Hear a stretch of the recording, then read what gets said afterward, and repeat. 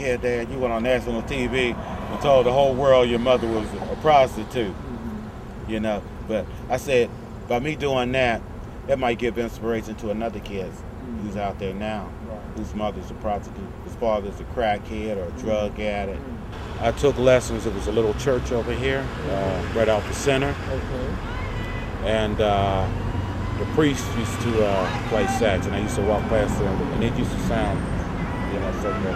So I asked him to teach me to play sax, and he said, you got to learn clarinet first.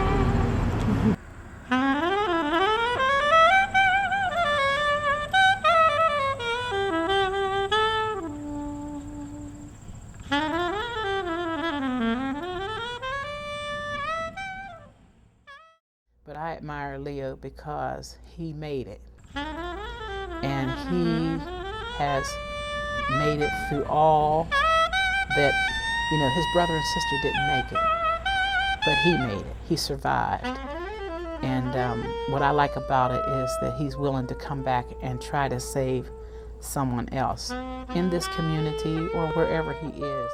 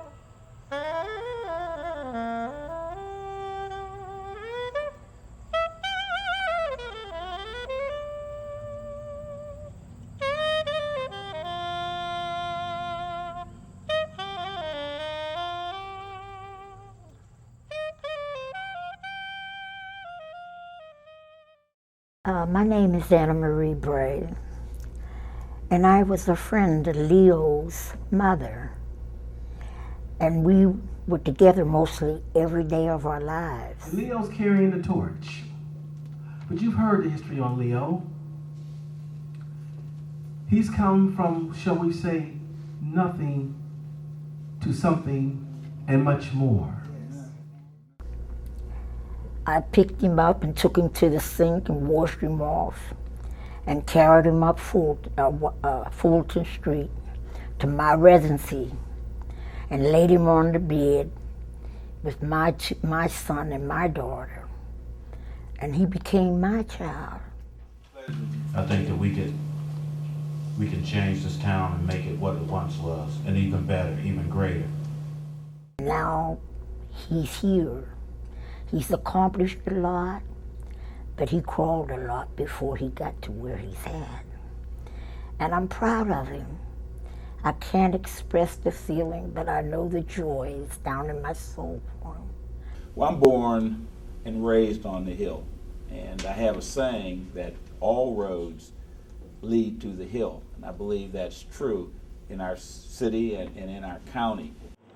It is necessary, not only for the African American community, but for everybody in this county, in this city, to pitch in whatever way to try to stop this carnage.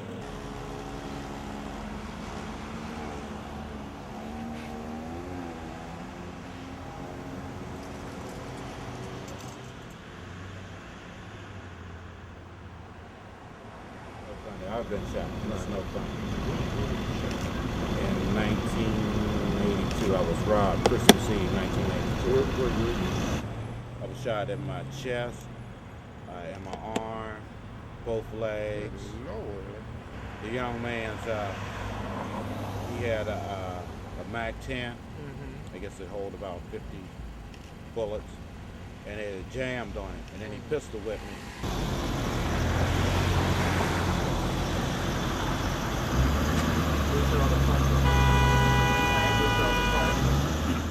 You know, I often say that times have not changed, that people have changed. Those of us of this generation for whatever reason, do not have the sense of pride that the previous generation had. They don't seem to have that sense of caring. The one thing that I think is so missing in the lives of our youth and our families is our history. We were taught to believe that all things were possible. To have a dream, you have to focus on that dream and don't let anything get in your way of the dream, and that there's somebody willing to help you. You understand what I'm saying? There's somebody willing to help you if you want help.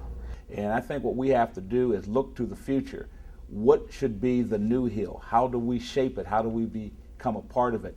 And then one day we'll wake up and the new Hill will be a reality. When I was growing up, there was always something for us to do. That's what keeps you out of trouble. And the parents have to get together and get their kids into things like the Boy Scouts, the Cub Scouts, get them into activities, get them to do things, don't have them sitting around idle.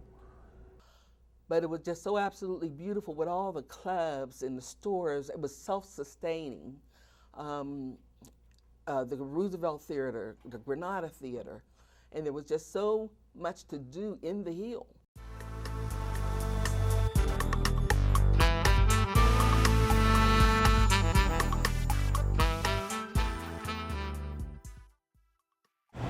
This is the New Granada Theater, where I witnessed as a child the greats, Count Basie, John Coltrane, Miles Davis, who all performed here at the New Granada Theater.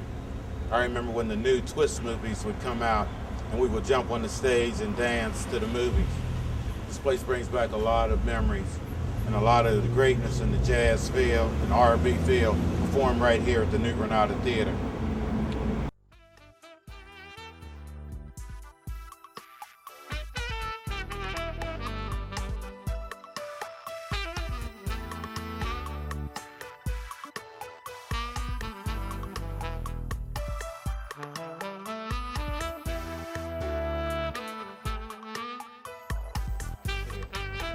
In its heyday, it was a mecca, a rival.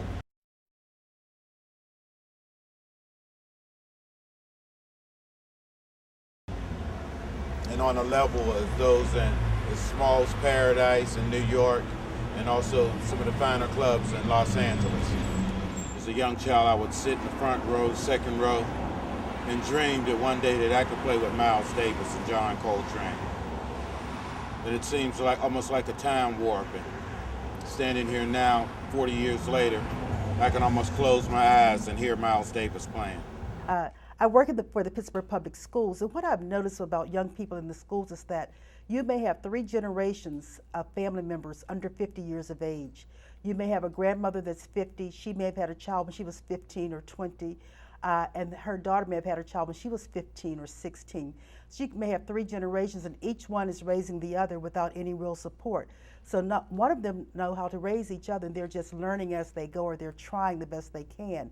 But you find they're all within the same mode. The mother and the daughter are competing with each other for attention, for sometimes the same men.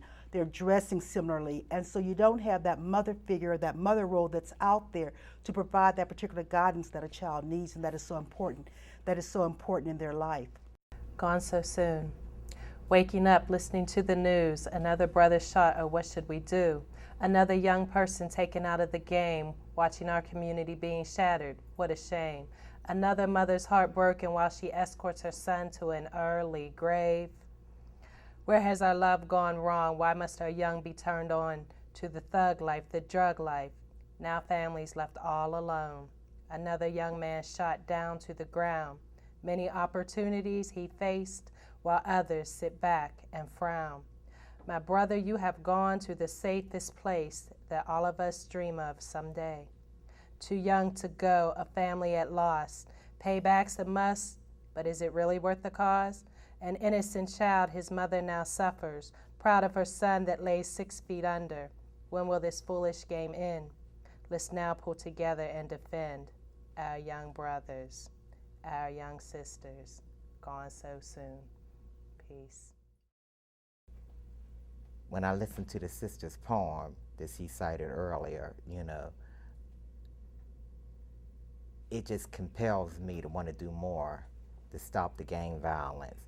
But how can we do that? You know, I say everybody needs to stand up and be counted.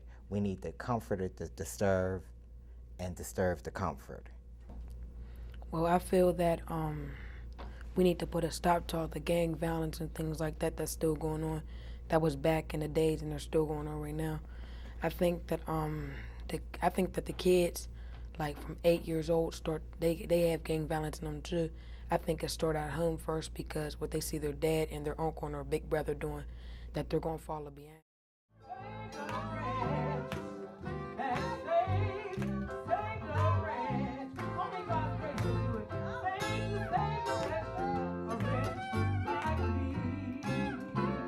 If I could reach at least one person, I know that I have reached 1,000.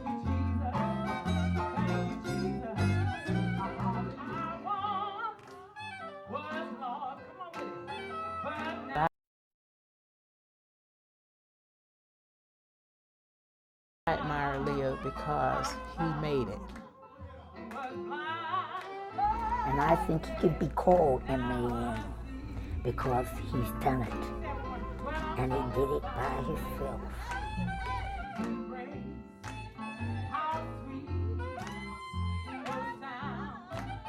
I made it, so you can make it.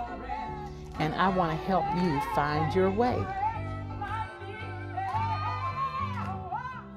We were taught about the importance of self-pride. You can't have race pride, neighborhood pride, nation pride without having self-pride.